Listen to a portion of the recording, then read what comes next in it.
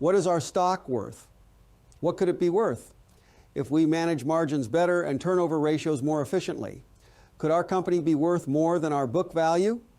In our opinion, this is truly exciting stuff. In this chapter, we're analyzing the business the way Wall Street analysts do, all this after just a few hours. Here, we are introduced to 7 ratios that have real meaning for investors. These ratios are considered high-level analysis tools used by sophisticated investors on Wall Street, also used by chief financial officers of both big and small companies. Even if you're not a business owner, do you work for one? Do you ever plan to own even a single share of a publicly traded company? Do you ever plan to save money? If so, what will you invest in? These ratios are taught in college-level accounting courses, which we have taught over the years. Once again, only third-grade arithmetic is needed. Here are the ratios. 1, earnings per share. 2, price divided by earnings. 3, market capitalization. That's share price times the number of shares outstanding. 4, price to book value. 5, dividends per share. 6, dividend yield. 7, dividend payout. We'll look at them one at a time.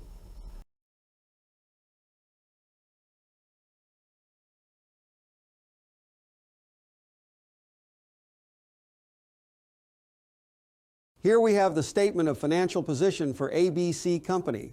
Among the data revealed in the equity section, stockholders' equity, $275,000.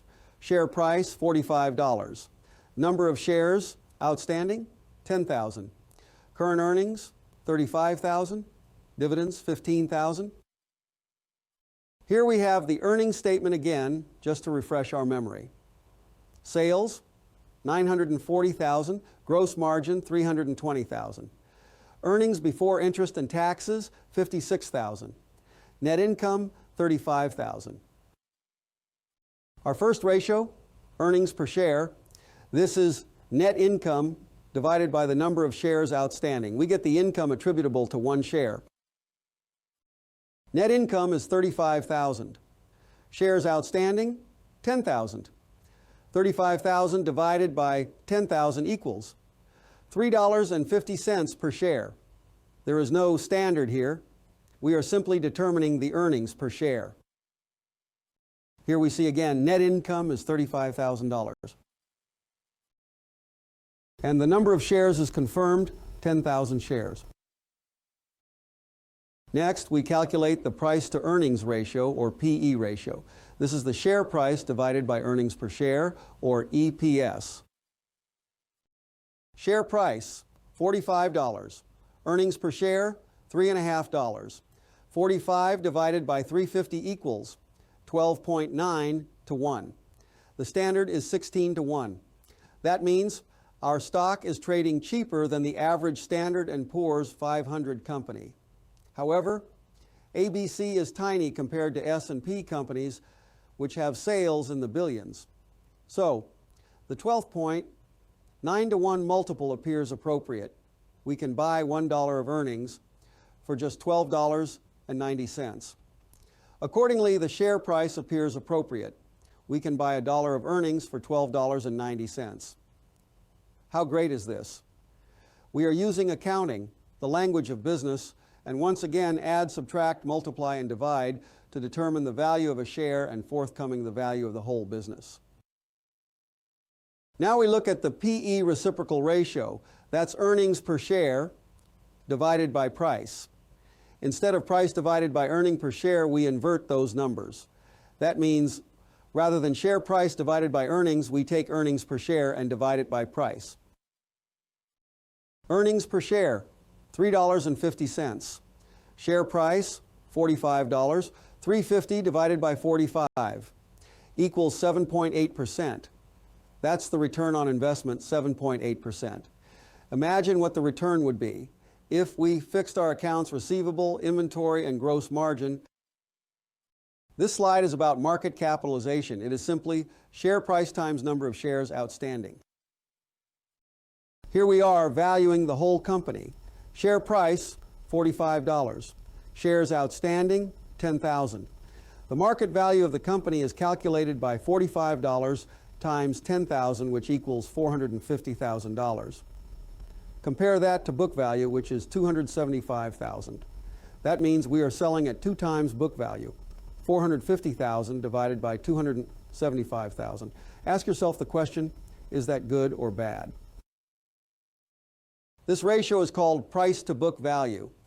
Consider that the financial statements show stockholders' equity at $275,000, book value $275,000, market value $450,000. That's a 2-to-1 ratio. Why would a company sell for 2 times book value? It could have off-balance sheet items like brand awareness, trained staff, or undervalued fixed assets. Some companies sell for 10 times book because of proprietary products, patents, or copyrights. Many investors buy stocks with strong dividend yields. These are bread and butter companies like Clorox, Procter & Gamble, or McDonald's. With this ratio, we calculate dividends paid divided by the number of shares to get dividends per share. With this ratio, we are calculating dividends paid to number of shares to see the dividends per share. Dividends paid, 15,000. Divided by 10,000 shares equals $1.50 per share. A stock selling for $45 should yield $2.50, so our dividend is low. Next, we calculate dividend yield. This is dividends per share divided by share price. In this slide, we have dividends per share, $1.50, share price, $45. That gives us a dividend return of 3.33%.